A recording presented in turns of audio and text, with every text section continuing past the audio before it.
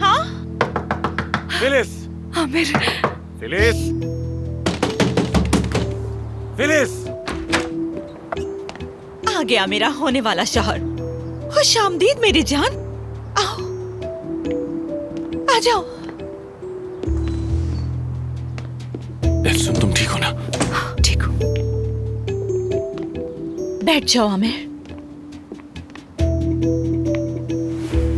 हमने इस लम्हे का कितना इंतजार किया था।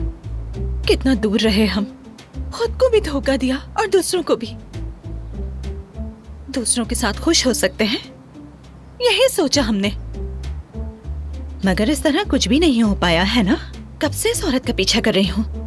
अब तो मैं इसे अपने नाम की तरह जानती हूँ। ये तुम्हारे लायक ही नहीं है आमिर, क्योंकि हम एक दूसरे के लिए बने हैं।